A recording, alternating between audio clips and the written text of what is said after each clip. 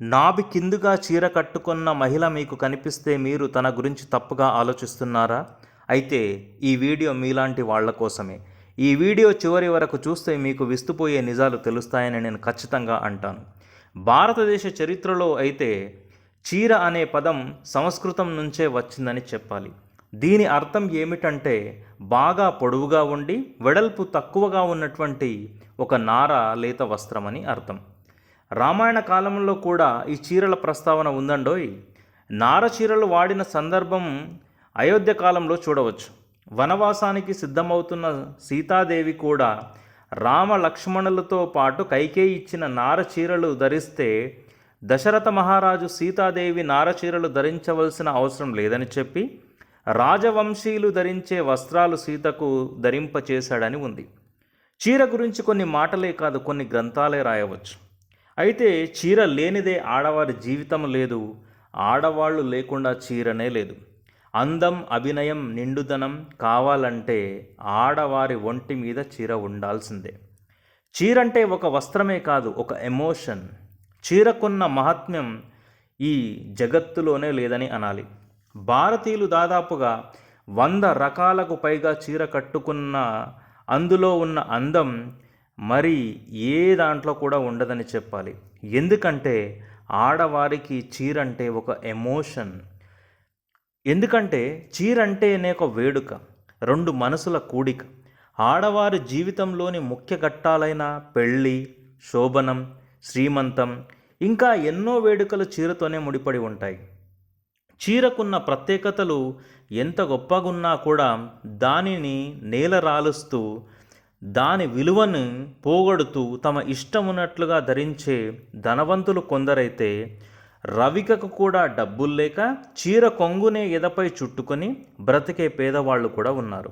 సగం చీర కట్టుకొని మరో సగం చీరని ఉతుక్కుంటూ అది ఆరిన తర్వాత మిగతా సగం చీరని ఉతుక్కొని బ్రతికే బడుగు జీవులు కూడా ఉన్నారు. చీరల కోసం బేరాలాడని మహిళామణులు ఉంటారంటే అస్సలు నమ్మలేం. చీరకి మూలపదం సత్తిక, అంటే మహిళల వస్త్రాధారణ అని జైన, బౌద్ధ గ్రంథాలలో కూడా ప్రస్తావించారు. 3 వస్త్రాల ముక్కలను కలిపి ధరించే అలంకరణనే సత్తిక అని అంటారు. అంటే చీర ధరించినప్పుడు పైన రవిక, ఇంకా లోదుస్తులు, చీర, ఈ 3 రకాల వస్తువులను వాడతారు కాబట్టి దాన్ని అలా పిలుస్తారేమో. అయితే ఈ కింది భాగాన్ని మాత్రం అంత్రియ అని అనేవారంట. చీర మరియు సంస్కృతిలో ఉన్నటువంటి మార్పులు ఎలా ఉన్నాయో చూద్దాం. భారతదేశ సంస్కృతిలో ప్రతి 100 ఏండ్లకు ఒకసారి సాంస్కృతిక మార్పులు జరిగిన చీర మాత్రం సాంప్రదాయమైన అంశంగానే కొనసాగింది. మౌర్యులు, చాళుక్యులు, రాష్ట్రకూటములు, మొఘలులు, రాజ్పుతులు, చోళులు అందరూ కూడా చీరను ధరించారు. చీరని 100 రకాలుగా ధరించేవారు. పురావస్తు శాస్త్ర ప్రకారం 84 రకాలే ఇప్పటి వరకు పరిగణలో ఉన్నాయి. చీరను ధరించే అత్యంత సాధారణమైన శైలి మన తెలుగువారి నివి స్టైలే. ఇది మన ఏపీలో పుట్టిందే. చీర కట్టులో ఖాళీగా ఉండే భాగం నాభి. ప్రాచీన భారతదేశ సాంప్రదాయంలో జీవితం, సృజనాత్మకతకు నాభిని మూలంగా పరిగణించేవారంట. అందుకే ఆ భాగం మూయకుండా ఉంచారు. నాభి భాగం ఆడవాళ్లను ఆకర్షణీయంగా కనబడేలా చేస్తుంది. భారత సాంప్రదాయ నృత్యాన్ని ప్రదర్శించే స్త్రీ పురుషులు సులభంగా భంగిమలను వేసేందుకు చీరనే ధరిస్తున్నారు. బహిరంగంగానే స్త్రీలు, పురుషులు తమ కళల్ని ప్రదర్శించడానికి ధరించగలిగే ఏకైక వస్త్రం ఈ చీరనే. పూర్వం రాజులు ధరించే వస్త్రాలలో కూడా చీరలు ఉండేవని కొందరు చరిత్రకారుల వాదన. కేవలం చీరకట్టులో ఆడవాళ్లను చూసి మోసపోయిన మగవాళ్ళెందరున్నారో లెక్క పెట్టొచ్చు. ఆడవారిని నగ్నంగా చూసిన కలిగిన మత్తు చీరలో చూస్తే కలుగుతుందని చాలామంది అంటారు. చీరలు మాత్రమే గొడవలు జరిగే ఇళ్ళున్నాయి. అవే చీరల కోసం కొంతమంది అలిగి ఆత్మహత్యలు చేసుకున్న వాళ్ళు కూడా ఉన్నారు. అమ్మల చీర కొంగు పిల్లలకు మూతి ముక్కు తూడ్చుకోవడానికి పనికొచ్చే ఓ తువాలు లాంటిది.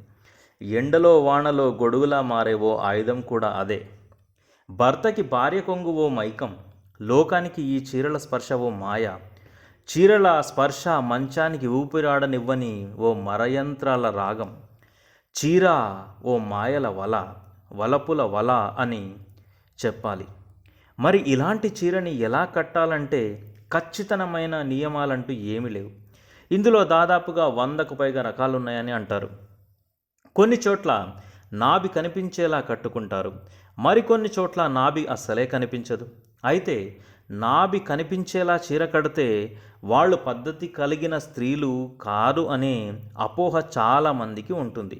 దీనికి కారణం నాభి స్త్రీకున్న అందాన్ని ఓ స్థాయిలో చూపిస్తుంది కాబట్టి.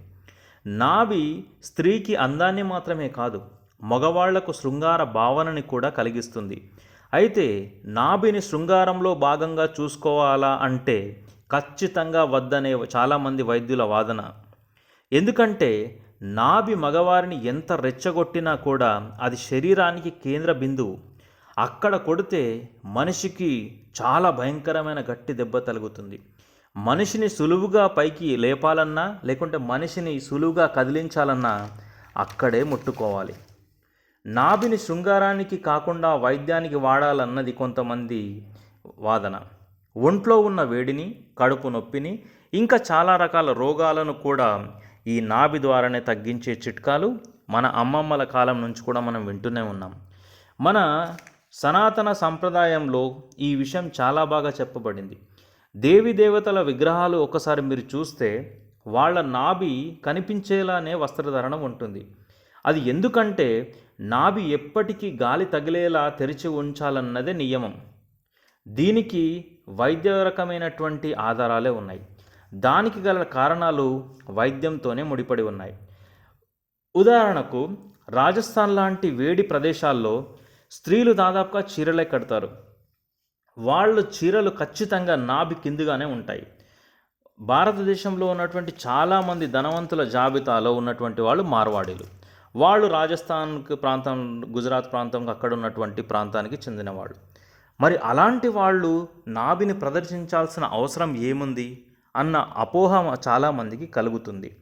కానీ అక్కడ ఉన్నటువంటి వేడి వాతావరణానికి అనుగుణంగా నాభికి గాలి తగిలితేనే ఆ శరీరం మొత్తంలో ఉన్నటువంటి వేడి బయటికి వెళ్ళడం కానీ, లేకుంటే వాతావరణంలో ఉన్నటువంటి చల్లదనం ఆ నాభి ద్వారా శరీరం గ్రహిస్తుందన్నది చాలామంది చరిత్రకారుల వాదన. నాభి ఏంటంటే కేంద్ర బిందువు కాబట్టి దానికి ఖచ్చితంగా గాలి తగిలితేనే ఆ శరీరానికి గాలి తగులుతుందని ఇంకా కొంతమంది వాదన. అయితే ఈ కేంద్ర బిందువు అయినటువంటి నాభికి గాలి తగలకపోతే అక్కడి వేడి వాతావరణం వాళ్ళని ఉక్కిరిబుక్కిరి చేస్తుంది. అందుకే వాళ్ళు నాభి కిందుగానే చీర కట్టుకుంటారన్నది అక్కడి కొంతమంది ప్రజల వాదన. కానీ నాభి కనిపించే విధంగా చీర కట్టే వాళ్ళని ఇంకా ఈ సమాజం తప్పుగానే చూస్తుందన్నది అందరికీ తెలిసిన నిజమే. నాభి కనిపించే విధంగా చీర కట్టినా, నాభి మూసుకునే విధంగా చీర కట్టినా కూడా, ఏదో కనిపించే విధంగా అయినా, ఏదో కప్పుకునే విధంగా అయినా, చీర ఎలా కట్టినా కూడా చీరకున్న ప్రత్యేకత దానిదే. ఎందుకంటే ఒక భార్య తనకు తిండి పెట్టమని ఎక్కువగా వాదించదు, తనకు తిండి బాగాలేదని బాధపడదు. కొత్త ఇంటికి పెళ్లి చేసుకొని వెళ్ళిన తర్వాత తనకు అలాంటి చీర తెచ్చారు, ఇలాంటి చీర తెచ్చారని బాధపడుతుంది తప్ప, ఆడవాళ్ళ అందరి వాదన కూడా ఇలాంటిదే. ఈవెన్ ముసలి కాలానికి అయినా కూడా మాకు చీర బాగా తేలేరు, ఆ ఫంక్షన్కు అందరికీ చీరలు బాగా తెచ్చారు, మాకు మాత్రం మంచి చీరలు తీసుకురాలేదని బాధపడతారే తప్ప, మంచి భోజనం పెట్టలేదు, లేకపోతే అలా చేశారు ఇలా చేశారని ఆడవాళ్ళ నుంచి వచ్చే మాటలైతే అస్సలు ఉండవు. ఎవరో ఒకరు చాలా రేర్గా మాత్రమే తిండి గురించి ఇంకా కొన్ని పద్ధతుల గురించి మాట్లాడతారు. కానీ పెళ్ళిలో ఆడవాళ్ళందరి చూపు చీరలపైన, నగలపైననే. నగల విషయం ఒకన పక్కన పెడితే చీరకున్న ప్రత్యేకతనే ఒక వేడుక చీరలో ఒక అద్భుతమైనటువంటి గొప్ప విజయాన్ని సాధిస్తుందని అనాలి.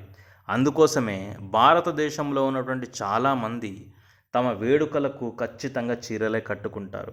ఎంతటి ధనవంతులైనప్పటికీ కూడా వాళ్ళు చీరలు లేకుండా ఆ వేడుకను జరుపుకోలేరు. కాబట్టి చీరకున్న ప్రత్యేకత ఇది. ఈ కాలంలో ఉన్నటువంటి ఆడవాళ్ళు చీర కట్టుకోవడానికి బద్దకిస్తున్నారు. కానీ చీరకున్నటువంటి ప్రత్యేకత దాని విశిష్టత, దానికున్న ప్రాధాన్యత ఈ కాలంలో ఉన్నటువంటి వాళ్ళ చాలామందికి తెలియకపోవచ్చు.